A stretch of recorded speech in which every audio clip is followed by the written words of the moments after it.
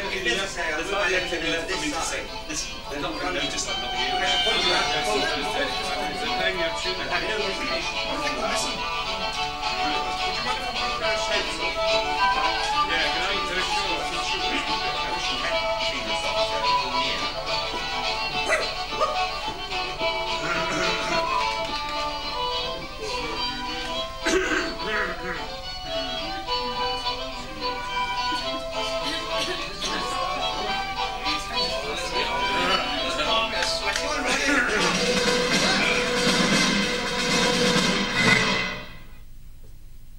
Comedy, satire, irony, and deeper meaning.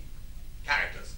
Baron von Haldungen, Liddy, his niece, Verdon, engaged to Liddy, Baron Mordax, Mellowcliff, Village Schoolmaster, Toby, a peasant, Theodore, Teddy, his son, Gretchen, the magistrate's white servant, Conrad, the blacksmith, 4 naturalists, the devil, his grandmother, the Emperor Nero, her servant, Grabbe, the author of the piece, 13 journeyman tailors and other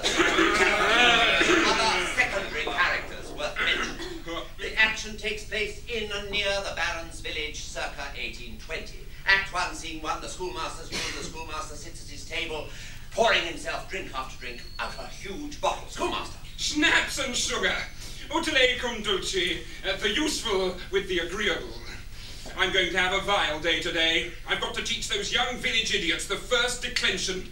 A peasant's son in the first declension? You might just as well try to dress a crow in a white shirt. He looks out the window. Oh, damn it. Here's that bandy-legged Toby with his imbecile of a son. What shall I do with my schnapps? What a silly question. I'll hide it in my belly. Hastily drains the bottle.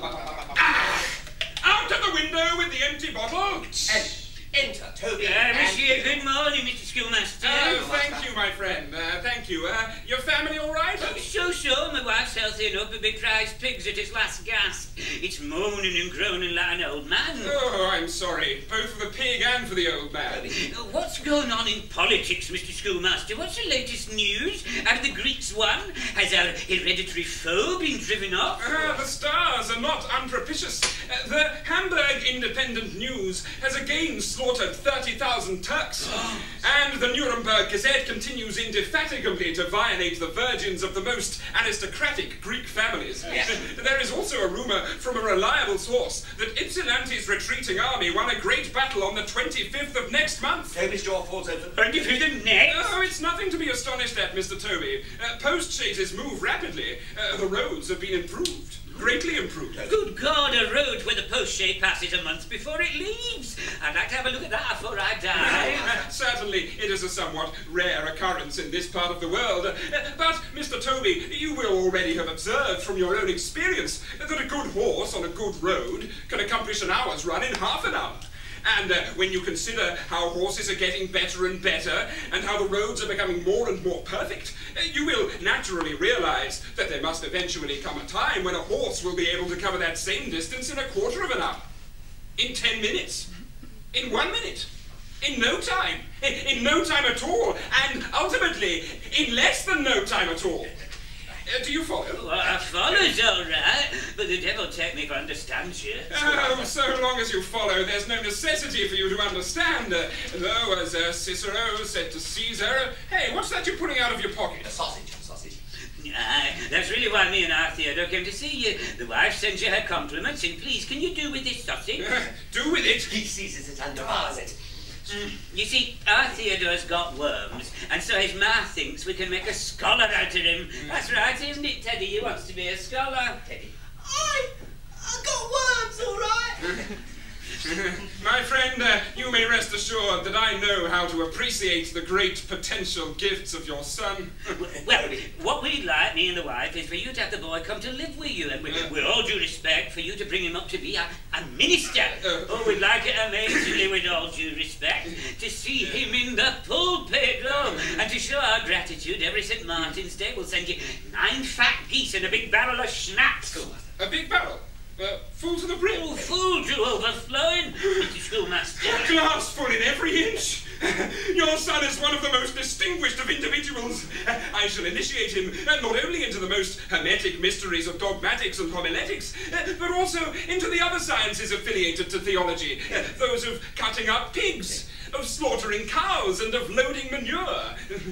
Did you know that the young baroness and her uncle arrived yesterday? To show you how near to my heart your Teddy's welfare is, I shall this very day betake myself to the castle with him and present him to them as a great genius. You do, Mr. Schoolmaster, you do. But all the same, don't torment the boy with too much learning. You see, I have a couple of oxen that's had to work with their heads, so I know what it's like having to use your head. Good morning to you. Now he goes, exit Toby. Schoolmaster to Teddy now, Teddy. Now come on, lass, and pay attention. And I'll tell you how you'll have to behave at the castle if you want them to take you for a genius. Well, either you must keep your mouth shut altogether, and then they'll think, damn it, he must have a lot to hide, for he doesn't say a word. Or you must talk a lot of nonsense, and then they'll think, oh, damn it, he must have said something profound, for although we understand everything else, we didn't understand a word he said. Or you must eat spiders and swallow flies, and then they'll think, well, damn it, he is a great man. Or, as would be more appropriate to you, a great boy, for not even flies and spiders' webs can disgust him. Well, Duffer, which will you do? Teddy. I'll keep my mouth shut. All right, keep it shut then, and just to please me, keep it shut with your hand, for that looks much more allegorical and poetical. But all the same, there's one indispensable requisite I can't absolve you from. From time to time, you must show some signs of the absent-mindedness of genius. But this is more or less what you must do then, Teddy. Before you leave, you put a dead cat into your pocket. Well, then, later, when you're taking a stroll with a pretty girl and observing the stars at twilight, all of a sudden, you pull out your dead cat and put it to your face, as if you intend to blow your nose upon it. Whereupon the maiden, deathly pale, cries out, "Heavens! A dead cat!" And you reply, as if lost in thought, "Goodness, I thought it was a star." A thing like that will give you a reputation for originality, monster. And he boxes his Oh, don't be afraid, my boy. Utile cum dulce, i.e., the useful with the agreeable. However, allons, to the castle. Dip the pen deep into the inkwell and draw a thick black line right over my face across my nose. Let the noble gentry perceive the traces of my diligence even in my countenance. Teddy draws a thick smear of ink across the schoolmaster's face, and they exit together. Black out. Scene 2. Scene 2. Bright, hot summer's day. Sitting on a little hillock, we find the devil freezing. Oh, bagger, it's cold. God, it's warmer in hell than it is here. Even though my satirical grandmother, 7 being the number which appears most frequently in the Bible, has dressed me in 7 jackets, 7 fur waistcoats, and 7 fur hats, it's still cold. Oh, God, take my soul if it isn't cold. Even so, it'd be all the same if the devil were to freeze to death. And he freezes. Now we have a botanist, naturalist botanizing. Upon my honor, there is some unusual vegetation in these parts. Linnaeus, Jussieu, gracious powers! What have we here lying upon the ground? A dead man who, as may clearly observed, hath frozen to death. Well, that is odd indeed. It is the 2nd of August and the sun is blazing in the heavens, and this fellow dares to contradict all the laws of nature and freeze to death. No, it's impossible. I will take him to my colleagues. And he freezes, grabs hold of him, drags him off stage, and we have another blackout. All in the castle, lying on the table, the devil, surrounded by 4 naturalists, all observing him closely. First naturalist. You'll allow, gentlemen, that this dead man presents a complicated problem. You'll allow that it is a man. Certainly, it has 5 fingers and no tail. Oh, the only question to be resolved is this: what manner of man is it? Precisely. But in so doing, one cannot be too careful. Even though it is broad daylight, I think it would be advisable to light a candle. Quite right, dear colleague, quite right. And he lights a candle, placed it by the devil. First naturalist. Gentlemen, I think I have now solved the problem of this mysterious corpse. Observe this turned-up nose, these thick and boastful lips. Observe, I say, the inimitable touch of divine coarseness, which extends over the whole countenance, and you will no longer doubt that you have before you a modern critic. A really representative modern critic. I do not detect in this dead face a single one of those characters which I be pleased to enumerate. On the contrary, I discern therein something positively maidenly. The bushy, overhanging eyebrows hint at that delicate womanly modesty which seeks to conceal even its glances. And the nose, which you call turned up, seems far rather to be deflected out of courtesy to allow the languishing lover really adequate room for the kiss. I will say no more. If I am not mistaken, this frozen being is a minister's daughter. I must confess, sir, that your hypothesis seems to me to be somewhat hazardous. I suspect that this is the devil. Oh, yes, that is ab not initio impossible. The devil is not adaptable to our system. Do not quarrel, my esteemed colleagues. I will now tell you what I think, and I wager you will immediately concur. Agreement that shouts at us from every feature of this visage, and you will be forced to grant me that this could only be a literary woman. Yes! A literary woman! We cannot be convinced by any argument.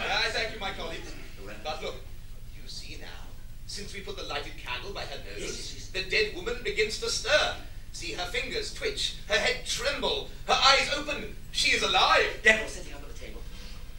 Where am I? God, it's still freezing here. Gentlemen, please shut those windows. I can't abide a They draught. shut the windows naturally first. You have weak lungs, no doubt. No, not always. Not when I'm sitting in a nice hot fire. What? You sit in hot fire? Yes, I'm in the habit of sitting in them from time to A time. remarkable practice. Is it not true, madam, that you are an authoress? Devil for rents. What do you mean? The devil's job is to plague such women, not to be one of them. What? Then it is It is the devil! It is the It is the devil! devil! They all start to run. Now at last I can lie to my heart's content. Gentlemen, gentlemen, come back. Where are you going? Be reasonable. You're not going to run away just because I make a little joke about my name, are you? It's true my name is Devil, but it's not true that I am the devil. First naturalist. Oh, then to whom do we have the honour of speaking? To Theophilus Christian Deville, I Deville, see. a canon in the service of the Duke of Hexburg, honorary member for the Society Promotion of Christianity among the Jews, Knight of the Papal Order of Civil Merit, of which last distinction the Pope recently, in the Middle Ages, bestowed upon me for services to keep the people in a state of perpetual fear. They must have already obtained a considerable age. Oh, you're mistaken, my friend. I am but 11 years old. Now, this is the biggest charlatan I have ever seen. The ladies will be delighted with him. And at this moment, the devil has involuntarily placed his finger in the flame of the candle. Good The Lord! notices What are you doing, Canon? You're holding your finger into a flame. the devil's embarrassed. I like to put my finger into a flame. A singular passion. He makes a note of it, and at that moment, in comes the Baron, Liddy, Verdant, and Ratsbarney the poet. They all enter. Baron, may I They're present bowing. you Canon Theophilus Deville, who in the Middle Ages was made a Knight of the Papal Order of Civil Merit, and who is not only in the habit of sitting in hot fires, but also likes to hold his finger in a flame. Ratsbarney. Well, Canon, you've come in the nick of time. You'll be able to marry the lovely Liddy to Monsieur Verdant. Marry them? Oh, shit, I haven't got a clue how. Keep on the script. Don't blaspheme so horribly. Anyway, the marriage won't be for some months yet. Verdant. Liddy, how can you so long deny me the hand that I pressed on my lips, full of Oh, longing? stop it, Mr. Verdon. I don't like such idiots. You, my dear lady, my admiration for you is boundless and Pinky snuff, Mrs. Verdon. As Verdant sneezes, we see that the devil has again put his finger into the flame. He's put his whole hand into the flame. Naturalists notice it. Why, one day all cry out, Oh, little gentleman! The Canon holding his finger in the flame! Yes! I wanted to! And now at this moment, the devil takes his right hand, pulls off his left arm, and starts whacking the naturalists over the head, chasing them out of the room, whacking them one way or another. Then, placing his arm back in the socket, he comes back and returns to the company. He's up first. My dear sir, what am I to think of you? You take off your arm and put it back as if it were a stocking. Really, that would be too audacious even in poetry, let alone in the real world. Oh, my dear friend, it's nothing to be astonished at. It's just sleight of hand. I read theology at the University of Exenheim, and from the lectures there one can pick up little tricks like that almost without noticing. A servant enters. Excuse me, my lord, there's a schoolmaster waiting in the hall, wishes to be received, and he has with him a young man who wishes to present as a genius to your lordship. Yes, Tell that besotted schoolmaster let me go and hang himself and his genius too. Oh, come on, Uncle, don't be mean. The schoolmaster is the most amusing fool I know. And with all his folly, he knows very well what he's about. He has certainly fished up some addle-pated village idiot, whom he wants to present to us as a great whom he'll brazenly compare to Homer or Ariosto. Oh, very well. Show them in then. But you, Canon, you must try and make a fool out of him. Oh, I'll soon have him in the confessional, my lord. Yet you are always shield. A pinch of snuff, Monsieur Verdun. He sneezes. In comes Liddy now, Liddy. The schoolmaster is sure to have brought some herrings with him again, Rats Barney. Cursed herrings. And Rats Barney goes on furious, absolutely furious.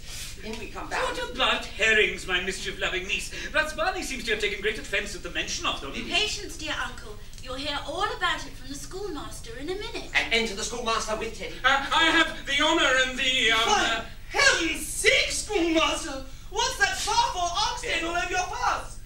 Face. Face! I? An ink stain? Oh, really, your excellencies, there you can see what diligence, what zeal Don't trouble, schoolmaster.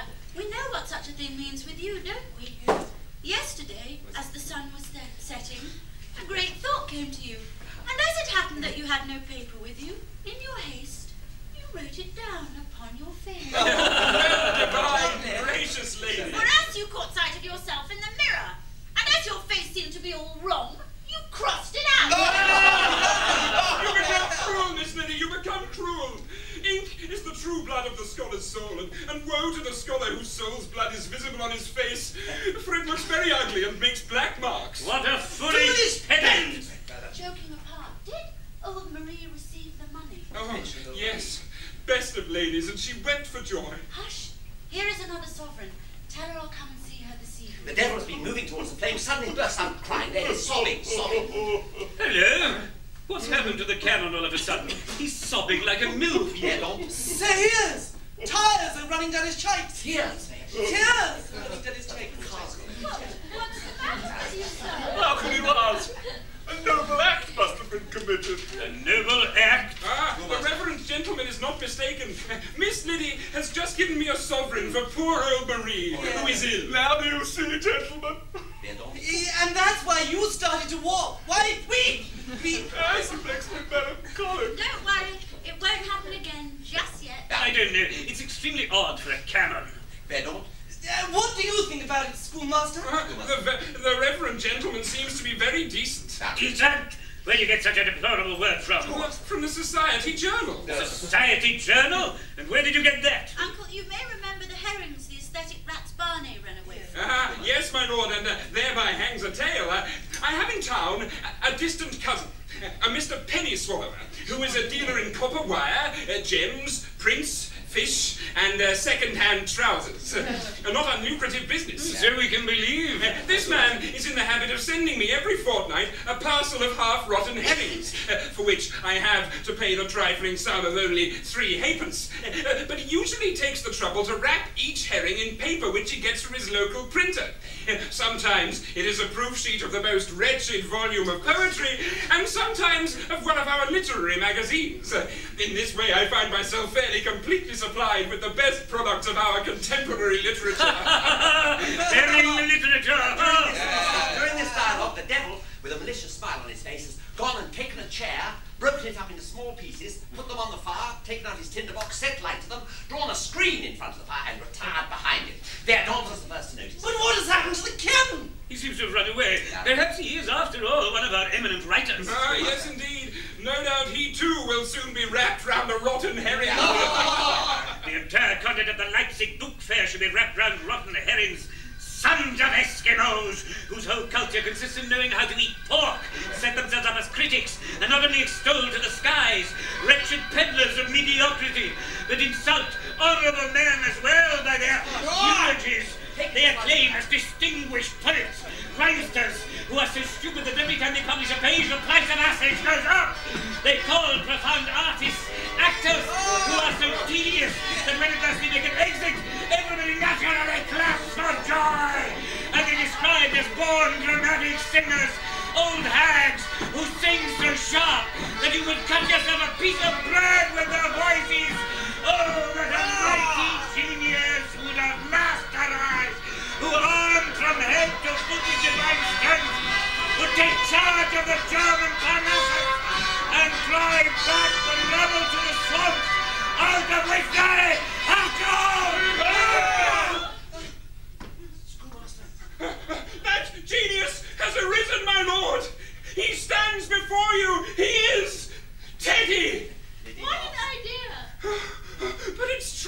Liddy, it's true. He threw his mother's soup bowl out of the window. Teddy, are you a genius? Teddy, almost in tears. Teddy.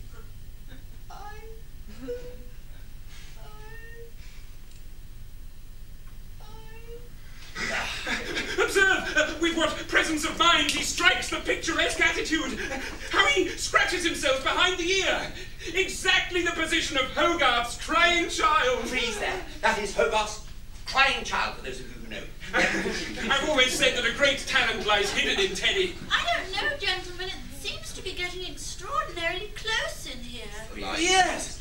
Indeed, it's getting hotter all the time. It's almost as if someone had lit a fire. What nonsense! It's the sun shining down the chimney. Which of them is right, Teddy? Teddy. Yes. Oh dear, he's just a poor idiot, schoolmaster. An idiot genius, of whom there are many nowadays. He needs to be understood. He has depth, and his writings will not be used to wrap up rotten herrings. That is something in his favour, for at least it proves that he hasn't yet produced any. Look! The whole room is filling with smoke! Smoke! That can't possibly have come from the soon. I admit my error. Can a fire have broken out in the neighbourhood? Now, we hear the devil singing behind the screens, the sound, the Goethe's fisherman song that he should be singing. Here, listen. It's Goethe's fisherman song, and the baroness. Good Lord! Isn't that the voice of the Knight of the Papal Order of Civil Merit? Runs behind the No! It's enough to make your hair stand on end. The Reverend Canon is sitting in the middle of a blazing fire, swallowing live coals and singing merrily. God help us! All! Look how he climbs out of it! Oh, Tempera! Oh, Mores! Confound it, sir! What sort of behaviour is this? Are you mad? Sitting in the fire, swallowing live coals? Oh, now at last I can come clean with him. You vile toad's handkerchief. How did you say I was sitting in the fire? Oh, sir! Yes, now I firmly believe that the 50 barrels of the Danites were nothing more than 50 schoolmasters. For everything must get full in the end. Everything, that is, except for a leech of an alcohol-swilling drunkard like yourself. How could he possibly say I was sitting in the fire? I was really sitting in front of the fire and blowing. Oh, hang it all, you Shut up! really... You be quiet, you sniveling. That's enough. I'm tired of insults. Here. But do tell us what you lit the fire with. With that beautiful IKEA chair I found in the corner. Baron. Really? With the lovely chair? What do you say to that, Liddy? Liddy.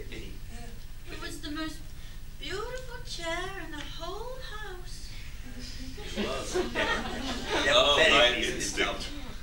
Shall I have the fellow thrown into the dog kennel? Well, I should have no objection.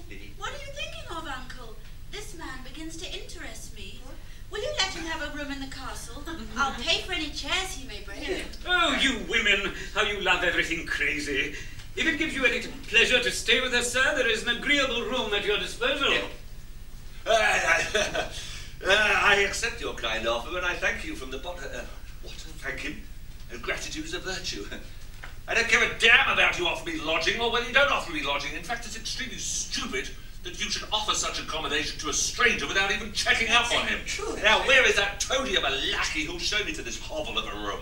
And the lackey What appears a very temperamental guest, my niece. He has a fiery temperament, you might say. I'm afraid, my girl, that you will not be able to endure a single hour of his company. You needn't worry. He will certainly carry his impudence to excess. Then I shall have him thrown out. Ah! You know how to look after yourself if necessary, eh? Your arm. We'll take coffee in the garden. They make to leave, and Liddy says, Here's something for your thirsty throat. and she exits with the baron and their daughter. Divine creature. And taking me here crying in the blackness, what is the schoolmaster up to? We wonder. Lights up. We continue scene 4, another room in the castle. Devil entering. You wait, my fine baron. Give me a room in the castle, would you? I'll get even with you. Now, let me see. Liddy wants to marry Verdon. She wants a husband. Well, I'll prevent that, or I'm not the devil. But I don't know why I'm so irritable today. My cloven hoof must have come loose. I'll need to bring myself to send for a blacksmith. He looks at the cloth that's wrapped around it. We see the hoof for a moment. Hey! Servant! Servant enters, yes, my lord. Listen, my dear friend, is there a blacksmith in this village? There are two, my lord. Then go, my son, and bring me the one who laughs the least. That's the one we call Fat Conrad. He's been very, very sad since they've improved the old road. Oh, child of misfortune that I am. Excellent, sir. What am I going to tell this smith to get him to understand that I have a cloven hoof? Blacksmith entry. Your reverence sent for me. Are you the... Oh, I am the village blacksmith. Where is the horse that I am to shoe? Yes, sir. What a fool I am. Take a seat, my dear blacksmith, take a seat. Have you a wife? Oh, indeed I have, sir. Worthy woman, no doubt. Well, we all have our weaknesses. Ah, true, true. If you would just tell me where this shoe... God, you're in a hurry. Well, firstly, I want to say that I haven't got a cloven hoof. He's trying to hide one foot behind the other. I can believe that without looking, your reverence. You can believe that without looking, or you believe it with looking, if you like. I can confide in you. I have got a lump on the end of my right leg. Ooh, blacksmith, look. Looking searchingly. Hey! What? An hoof? No, it's not so much a hoof as a horse's foot, or rather, something to do with a horse, you know. Well, if your reverence would just, the sole of your foot nor get on with it, as it were. He starts to undo the Mr. Blacksmith at once. He shows the hoof to the blacksmith. Shoe me, Mr. Blacksmith. Hides his face under the wall. Luckily, I have a horseshoe as big as a chandelier in my bag. And he shows him banging on the back. Is it done yet? Yes, and that'll be a florin. Yeah, florin. I must be mad. You skinflint. Do you know who you've just shot? No. I'm Satan. See? I'm 50,000 years old. I've got your grandfather, and I have to get you too. Blacksmith starts to I'll run. wring your neck if you breathe a word of this. Running everywhere. Blackout. Blackout, please. Fade from blackout. We're moving to the second act. Take up courage. We're coming through. Scene one, the hall in the castle. And here we see the devil entering with his hoof once again Such covered. a gigantic fellow prowling round here whose long fingers seem to be permanently pointing at the gallows on which he'll eventually hang. Perhaps I may be able to use him. Shh!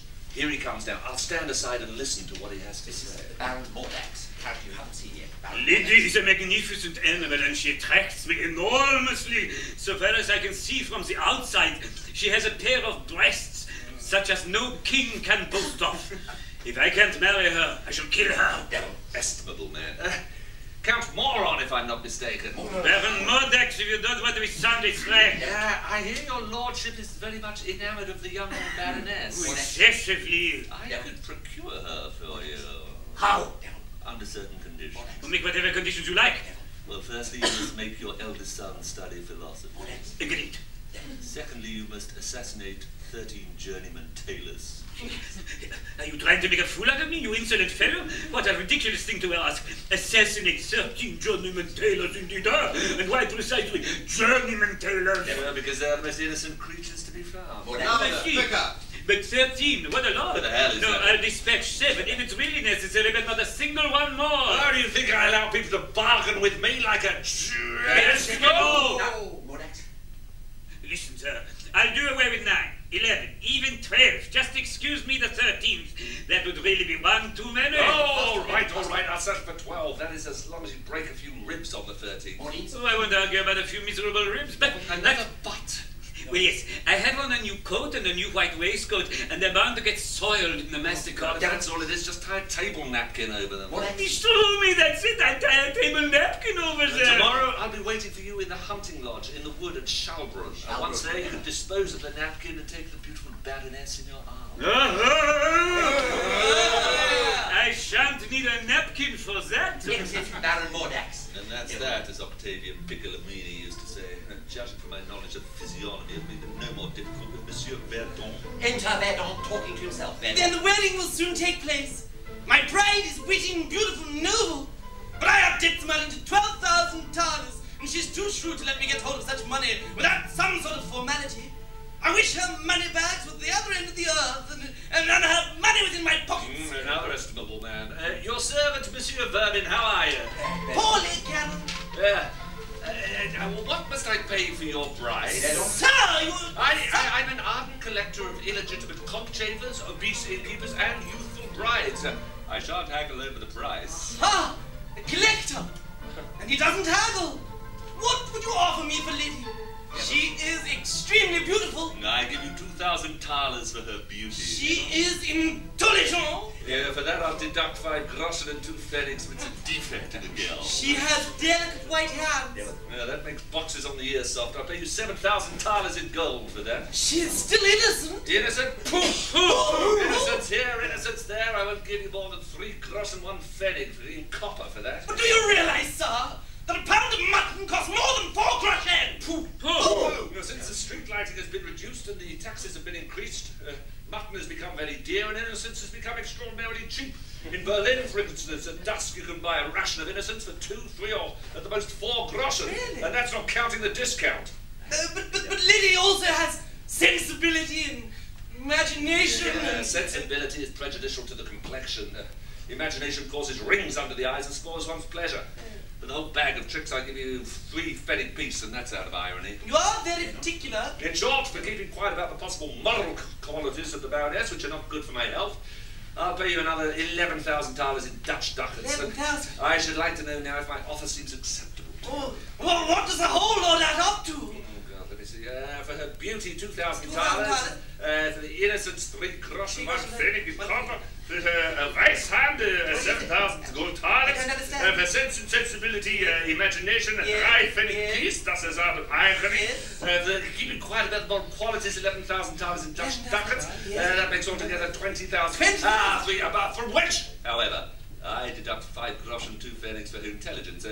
That remains then 19,000. 92 groschen. Shake, Mr. Collector of Bribes and cockchaffers! When do I get the money? Never.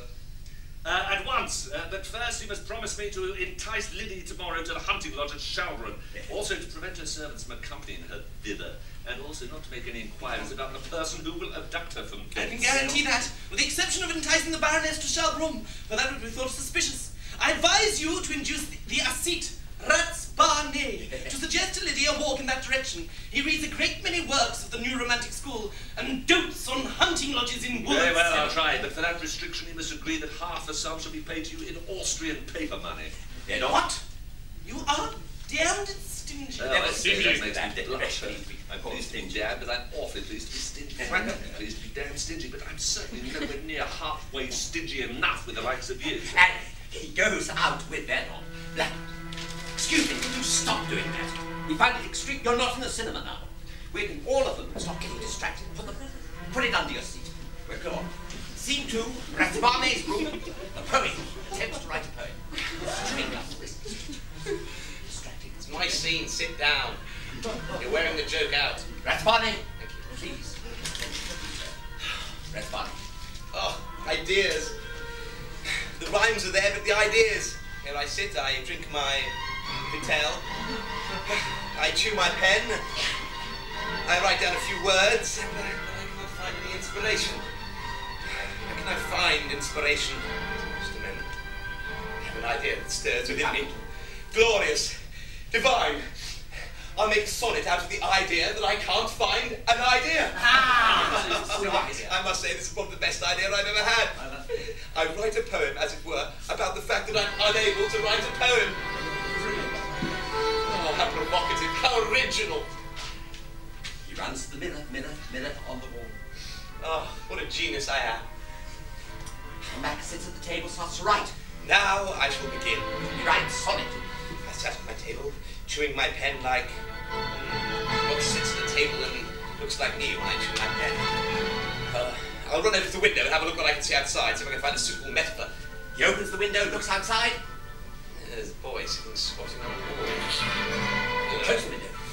That's no good. Why doesn't anything occur to me? I'll just have to go over everything that chews. Okay, you also could go over everything that chews. Cat chews. Yep. Polecat chews. Lion chews. Okay, well, what does a lion chew? A lion chews a sheep. A goat. An ox. A goat. Yes. A horse. A horse. What's the mane is to the horse, the quill is to the... Oh, the pen! Yes. Well, there we have it. That's a tolerable metaphor. In fact, victory. It's daring. It's new. It's Calderonian.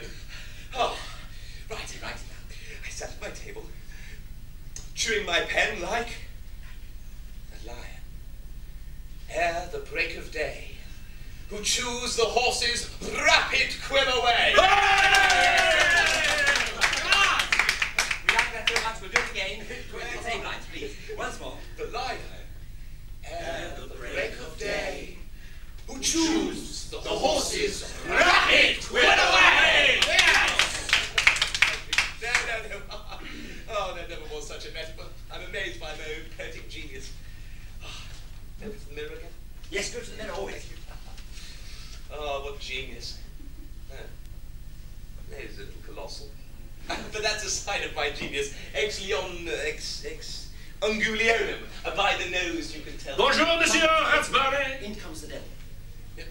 Mighty God, it's the devil! Catch a sight of the Carelessness. Don't be afraid. Oh, by the way, I've read some of your poems. Have you? Yes. That's a compliment I can get. Ordinarily good, right? You must write poetry. Do try. Just because I praised him. As a matter of fact, Monsieur Ratsbane, I have brought a few works to birth. One of the most recent was the French Revolution, a tragedy in 14 years with a prologue by Louis XV and a chorus of emigres. The play was extraordinarily badly received, however, mostly because of the mistake we made in guillotining the critics. I see now that I have known your works for a long time, Mr. Deville, but there's no denying that there's something gigantic about them, but they contain too many improbabilities, and you take too many liberties with use of time and place. As for the verse, oh, the verse, and the opinions about the world which you express. What do you know about the world? What a question. What do I know about the world?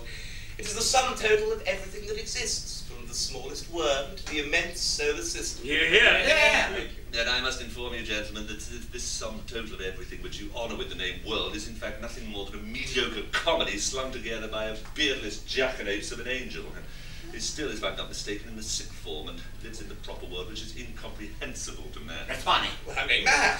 If the world's a comedy, then what's hell, which is also part of the world? Hell is the ironical part of the play, and as is usually the case, the schoolboy made a better job of it than he did at heaven, which is supposed to be serene and pure. That's funny. And really, is that all hell is? Are you acquainted with heaven also? Of course. Oh, well, tell me now, I entreat you, what's happening to those mortal heroes of virtue? The poets themselves, Schiller, Shakespeare, Calderon, what are they doing? How do they occupy their time? Well, Horace we might wonder about as well. Horace has married the Mary Stuart girl. Ariosto was bought a new umbrella. Shakespeare, Dante, Schiller, Calderon, they read your poems and they wish to be remembered to you. Also, at the end, there's a very important message they said. They advise you to go with Liddy to the hunting lodge at the wood at Tower. Because this little house is situated in a truly romantic neighbourhood. Oh, happy me, thrice happy me, Shakespeare's read my poems. That's enough, I'm in a hurry. If you ever want to get in touch with me, you know where I live, in hell. But it'll soon be dark. Sleep indifferently, sir. By the way, just one word. May I not learn the reason for your visit to Earth? Oh, they're spring cleaning in hell.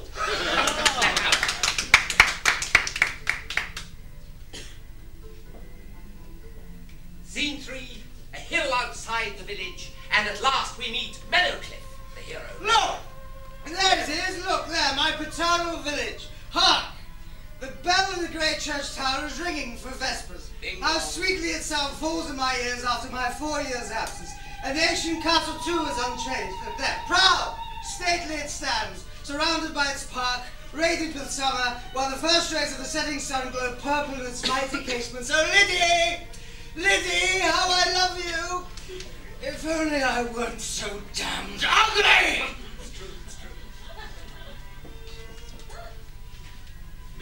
Yes, schoolmaster, comes in without and without my noticing. I'm overjoyed. What a delightful surprise. How did you get on in Italy, the land where the stones speak? I'll tell you all about it on a more suitable occasion, but do tell me, how are things at the castle? Is Miss Liddy still gay? The latest arrival at the castle is a chimney sweep who claims to be a canon. As to the gaiety of the baroness and the cynicism of her uncle, they remain in the status quo. Here, for your good news, here's a copy of the Memoirs of Casanova. Oh. Bound in Morocco, but for all that, not Hyde-Park. The Memoirs of Casanova? Schoolmaster left with Casanova, yes. That Napoleon of licentiousness, that general of victorious defeat. miserable little schoolmaster do with me with such a thing? I know. I'll send it to the magistrate's wife in return for the pot of peas she gave me.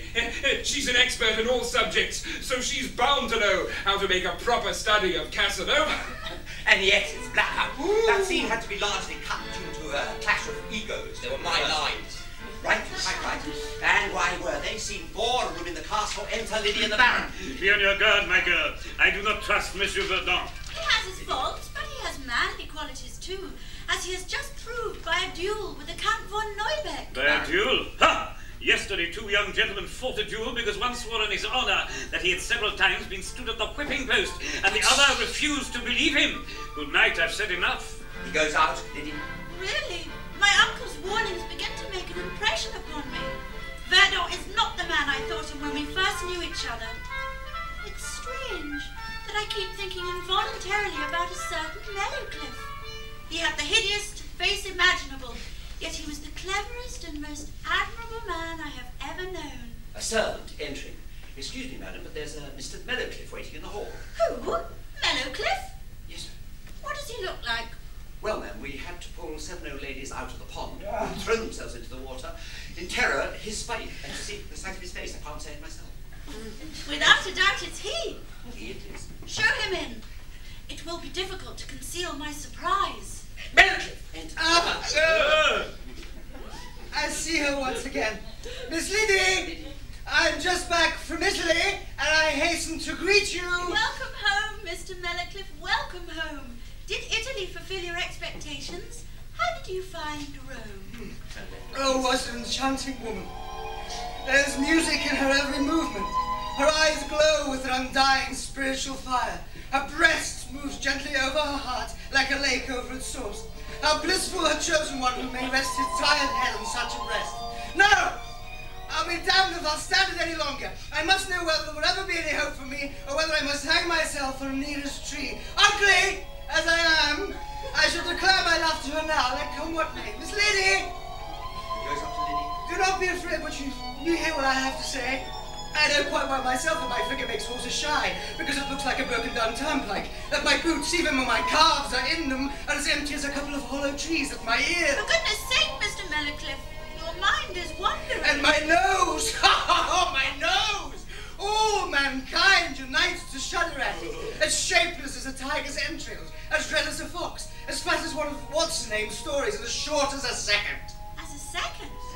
And how long is your right arm? As long as a leap year. I can button my shoes with it while I'm standing to attention. And when I say I stand to attention, naturally I don't infer any similarity to a Prussian guardsman. The devil alone knows where my back learns its infinite moderation. At least it makes me the stale compliment of being an indefatigable observer of my own legs, which in their turn might quite well be compared to 2 scimitars that have put on a little flesh. Forget your fleshy scimitars and deliver me quickly from my bewilderment. What do you wish to convey with your inspired self-portrait? This! That I throw myself at your feet. That I worship you. That I love you! How lovely. Well, I must say you declare your love in a most elegant fashion. At all events, from the description of your person that you have given me, I should rather have imagined that your legs had decided you to become a jockey than that you were about to declare your love for me. Oh, don't break my heart with my legs! Those 2 poles of abomination, these 2 despoilers of friendship, these 2 universal cures for love. Nobody can hate them more violently than I. But Miss Liddy, the strength of my passion constrains me once more, however inarticulately, to confess my love for you. I have arrived at the point where I am ashamed to eat beef with mustard because it seems too vulgar for a lover. Where, in my ecstasy, I wrote an absurd tragedy, the theme of which is too ridiculous for me not to communicate to you immediately. Now, in my tragedy, instead of fate, I make boredom, the goddess of anti-fatalism, reign. Now, boredom, at the beginning of the play, is honoured by a reading from the dramatic works of one of our eminent tragic writers. Now, suddenly, the temple resounds with the voice of the oracle. The goddess has resolved on the ruin of the noble Princess Salvadania. The people howl! Oh! Ring! And the princess laments as if she were already in Satan's clutches, and everybody on the stage falls a prey to wild despair. Whereupon, Ocean appears, eating a piece of bread and butter. Now, when he has finished it, the scene changes into the presence chamber of the Kaiser's palace. Now, the Kaiser has on a Napoleonic waistcoat. The nobles, wearing grey gaiters, which they have unbuttoned the side of their briefs, surround His Majesty in one of the corners of the room, whose stockings are quarrelling furiously. Each wants to poison the other. Nearby hangs a doublet made of plush, which is turning over the pages of an encyclopedia and drinking a cup of tea, when, with murder in its face, up creeps a heart's rush, hypochondriacal, thirsting for revenge! For heaven's sake, stop! Tremble for my reason. I only wanted to show you that love has already robbed me of mine. Just I hope you do not take your love very seriously, for I am engaged to Mr. Verdon. Mellowcliff? Oh, well, let the earth open and swallow me up, unhappy wight that I am, engaged. Truly, my tears begin to flow. He was walking up and down, his hand to his forehead. If this sorrow should cause me to take my life, I shall presumably shoot myself. For if I drown myself, I'm afraid I might catch a cold and appear before God's judgment seat with a cold, and sneezing would be both unseemly and inconvenient. There is a man who could please a girl more than he imagines. Thank you. We move now to the headmaster's room. Evening, the lamp lit, and the schoolmaster and the blacksmith already talking in the room. And he called after me that he was Satan, and he threatened to wring my neck if I let it happen. Oh, don't you worry about that. I have quite different plans for him. What do you say to this? We catch old Nick, lock him up in a cage, and then go the rounds of all the fairs and pass him off as a mermaid. Oh. Then, to the stupefaction of all the onlookers, we could stick our heads down his gullet, as if he were a tame lion. Well, we might have a job to teach him to let us stick our heads down his gullet. His mouth's a bit small. Oh, piteous doubting Thomas. Excuse me, would you pay attention to what the rest of us are doing and not start a conversation behind someone's back? Please continue. Schoolmaster, one more. Sorry, do it Thank again. you. Oh, piteous doubting Thomas, I've taught far more difficult things than that to my pupils. What? We haven't seen any signs of it in our Georgie yet. Your Georgie? That stupid potbelly? Whatever was your wife thinking about when she was carrying the boy? The poor chap has a kind of horse's head. Well, that's because of that accursed stallion that broke loose while I was shoeing it. It suddenly poked its head through the window when my wife was putting vinegar on the salad and stared at her right through the window. Huh? Enter Gretchen. Good evening, Mr. Schoolmaster. The magistrate's wife has ordered me to call you an insolent ass and to fling the Casanova in your face. Can Madam find no instruction in these books, then? Are they of no use to her in her culinary studies? Oh, how stupid Mr. Schoolmaster is. Every Christian soul within a mile can smell that such wares have nothing to do with culinary studies. Madam is beside herself with rage. But there are only 3 volumes here, and I sent 4 to Madam. What has happened to the 4th volume? Gretchen. Yes, well, at the very height of her wrath, Madam slipped it into her knitting bag. At the very height of her wrath into her knitting bag, eh? What puzzling inconsistency. Ciao, Mr. Schoolmaster. Exit Gretchen. Schoolmaster. Blacksmith, I've got it! I know how we're going to catch the devil. Can you make a bird cage? Oh, I should think so, yeah. Then go quickly and make me one this very night, as big as a man, and with a door 6 feet high. Tomorrow evening, I'll take it with me into the woods, put Casanova's memoirs in it, and then go and hide in the bushes. Now, with a chap like the devil, one can always presume that he will go out stealing wood. And the memoirs of Casanova must be particularly sinful, seeing that the magistrate's wife hid the 4th volume in her knitting bag. So I hope that the devil will be irresistibly drawn into the cage by the magnetic power that evil exercises over him. Mr. Schoolmaster, you've thought that out in a proper film. Have a go. Philharmonic sort of way, is it worse to say? Philosophic is the word, my dear fellow. Philosophic. Etymologists derive it from the German for many bundles of straw. Filastrovich. You have only to change the last E in Fila into an O, pronounce the syllable stro as saw, read F instead of W and ich instead of ish, and the word philosophic is extremely unphilosophically, but eminently philologically explained and deduced. Oh, quite right, Mr. Schoolmaster. Deduced. There's the rub. 3 men in a tub, I before E, except after C. You see, us schoolmasters, blacksmiths aren't so stupid. In burst Rats Barney here and Merrowcliff burst into the room at just the schoolmaster's putting on his dressing. Oh, we're sorry to disturb you, schoolmaster. Just as you're going to bed, but do you know any cure for wanting to blow one's brains out? Mellow Spliff seems to have caught the disease. I should advise a patent medicine between 8 and 12 bottles of wine. That would, at any rate, postpone the evil a little. Bandy schoolmaster, a dozen bottles of wines it is. Quick, let's shut the shutters and we'll have a merry night. What do you say?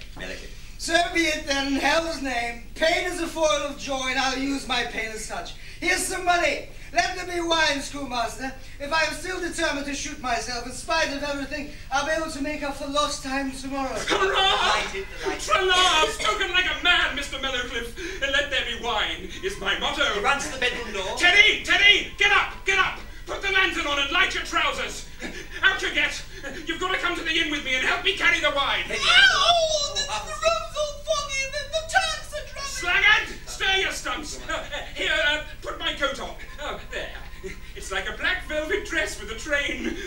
You look like a tragedy queen. Come on, come on, come on! And Schoolmaster exits with Teddy as the tragedy queen. And then Horace Barney, you should transpose that scene wholesale into one of your comedies. Oh my God, Mr. Mellow Spliff, are you quite mad? Seeing of such vulgar comedy? These days comedy must be so subtle that it can't even be perceived. So that if the spectators do nevertheless notice it, they are overjoyed. Not with the play, of course, but with their own perspicacity. Shit. keep on. Which has enabled them to discover something where there was in fact nothing to discover. I can see that you have written a play which reflected the most noble attitude imaginable and which was a failure. That's funny. Don't say failure. Sounds so cruel. Say it wasn't a success. Sounds so much more pleasant. I have a suggestion to make. From now on, write nothing but tragedies. If you make them of the requisite mediocrity, it will be impossible for you not to win the most thunderous applause. Now, you must take special care to make the plot nice and thin and superficial. Otherwise, the short-sighted idiots won't be able to take it in. Now, you mustn't make the slightest demands on their intelligence or curiosity, and whatever happens, you must ease all sufficiently softly. For people like everything is soft, even if it's only wet dung. But it is preferable always to keep in mind what is likely to please the ladies. But anyway, enough of that. The thing is, Miss Barney, and if you are courageous enough to ignore any of their rules, they will denounce you all the more resolutely as a blind, foolish, barbarous crank who wantonly mixes up beauties and horrors in the same terrible sentence. My principles do not allow me to agree entirely with your satirical attack on the rules. Rules? Again? No, just keep going, please. Just one. Rules, on the contrary, seem to me to be indispensable. You might call them the trousers, the pantalon of genius. But where can an artist obtain guidance? How can he find himself if his relation with the critic... The artist should be guided by his own genius. Find himself through a pure and tranquil conscience. And as for his relations with the critics laboriously draw the boundary lines and make them precisely as wide as their understanding. And that is to say, extremely narrow. Was a worthy man. Here comes the schoolmaster and Teddy, carrying a load of bottles. Here comes the schoolmaster with the wine. Oh, don't you think the lad has the most delightful voice? And now he starts pouring the wine, but stops suddenly.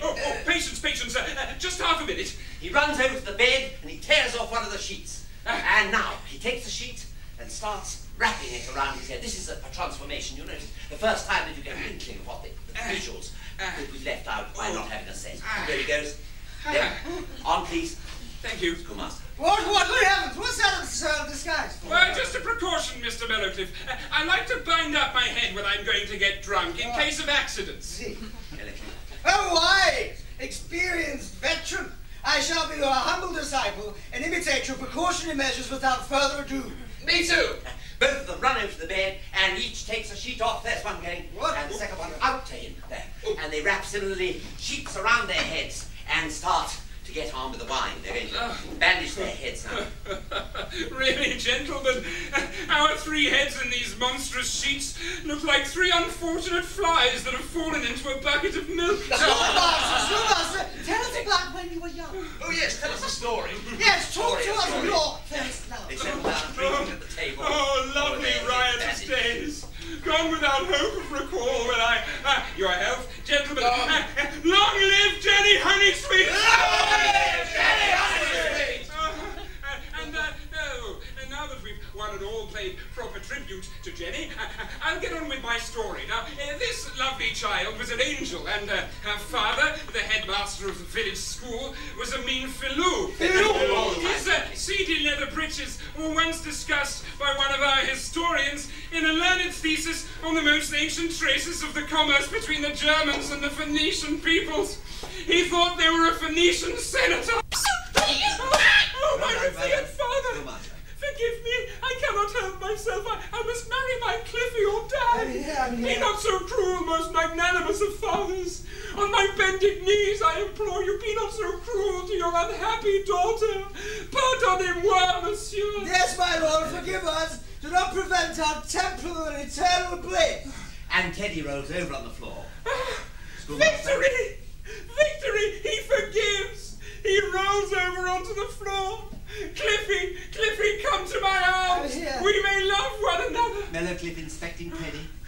When I look a little closer at your respected father, he seems to have become damned small all of a sudden. He's had the measles, my beloved. Oh, I see. No.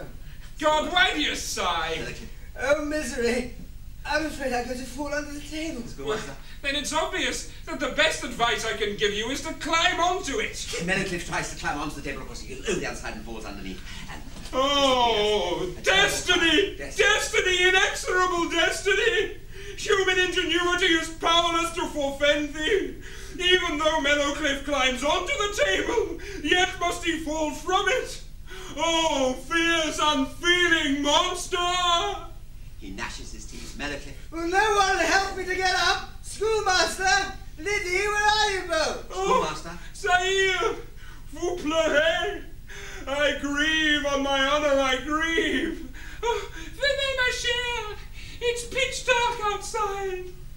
We'll go into the church and play the organ. And they waddle off together. Blackout. We're moving to scene 2. Here we are out in the meadow, and Mordax, the Baron, enters.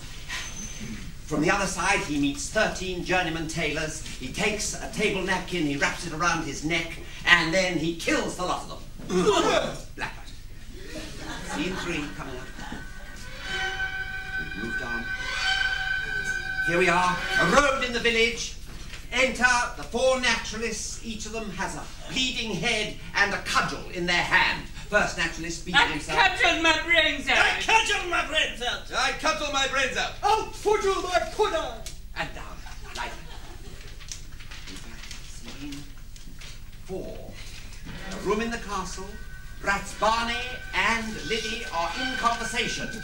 Are you ready? Oh, Brats Barney. Liddy. I'm coming. Good thing we cut that I out. will. Blackout. On now. Scene 5. Keep attention.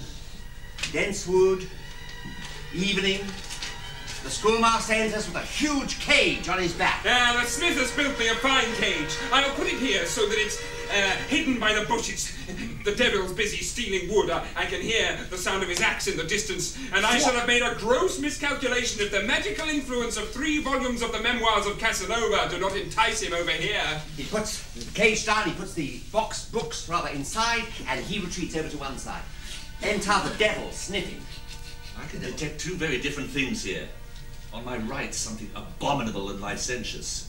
And on my left, something inebriated that beats school children. Hang it all, he surely doesn't mean me, does he? The obscene thing attracts me immensely. But the lure of the inebriated thing is no less strong. He stands If only still. I knew which of the 2 was the more immoral. Sniffs again, more vigorously. Confound him, my conscience! I've got it! The inebriated thing that beats children is far worse. And the abominable licentious thing is, in comparison, innocence He itself. rushes over towards the schoolmaster. Hell and backing- damnation, now I'm in a mess! It never occurred to me that I could be more sinful than the memoirs of Casanova. Oh, no, Mr. Mephistopheles is simply being malicious and indulging in a little slander. He puts his hand into his pocket. Oh, thank God, here's a bit of church pew. He pulls it out. I must have put it in my pocket when I was drunk last night. I'll brandish it in his face and frighten him off. He does the devil. Pooh! The inebriated thing has ameliorated itself with a bit of church poo! Pooh! Well then, I'd better go back to the licentious, lascivious thing, even though it is more moral. He jumps into the cage, he picks up the book, and the schoolmaster leaps out and closes the door on him, and we've caught the devil inside. Ah! Shit! I'm locked in! Yes. I'm caught! He shakes the bars violently. Let me out! Let me out! No use. No, it's no use! The bars are in the form of a cross and I can't break them. Oh, you rascally, scoundrelly, swindling... I mean to say, you kindly, amiable, good man. Oh, let me out. Let me out. Oh, no. Set a thief to catch a thief, but set Casanova to catch the devil. And he puts the cage on his back with the devil inside, and he exits, just as Baron Mordax and his accomplices arrive. Gentlemen and accomplices, the Baroness Liddy now tarries yonder in the hunting lodge at Schalbrunn, and whereas she will not accept me when I woo her by my fair means, I am therefore resolved to abduct her with your help, par force. Have you combed your manes over your criminal visages, so that I did not feel ashamed of you? We have! Mordax. Good. And excellent. Enter Mellowcliff now with his servants, armed. Mellowcliff. There are bands of ruffians roaming about the wood. Miss Liddy is at Schalbrunn, and I fear there may be some plot against her. To the servants. Load your pistols. Perhaps you'll get a chance to singe some rascal's skin. They load their pistols and they exit blackout. We come at last to scene 6 and the miserable room at Schalbrunn. There we find ourselves in the miserable room. Enter Liddy and the Baron and the Ratsbarney all together. Liddy. Ratsbarney, you have deceived us horribly. If this is romantic, then... Uncle, it makes me shudder. Tell them to harness the horses and let us leave this den of thieves. Baron. You're trembling, girl. That's not like you. Baron. Hey there, landlord. Have you fed my horses? I don't feed strange horses. Exit landlord. Pursued by Baron. Uncle, where are you going? He's gone. He doesn't hear me. He's rushing downstairs. And there isn't even a light in this dismal room. Where are you, Ratsbarney? Here, dear lady. I'm almost afraid of my own breath. I have never felt so uneasy. At last, here's my uncle, with a light. Rushing in with great agitation, a lamp in his hand. Let me see your face, Ratsbarney. Shines a light in his face. No, you know nothing about it. I absolve you. Liddy. By all the saints, what does this mean? Baron. The landlord is a traitor. He has let a crowd of ragged vagabonds into the house and he refuses me the horses. Jesus, we are lost. Baron. And if they were only after our money. But it's you they want, Liddy. It's you. Oh, if that's all it is, Liddy, then save our lives. Necessity knows no law. If you ask the captain for a private audience, the possible consequences of which could easily be dealt with the so-called visit to a watering place. Miserable versifier, keep quiet. She pulls out 2 hatpins. Before a single one of those ruffians shall so much as touch my breast, this pin shall 10 times pierce my breast. Come, uncle, let us barricade the door.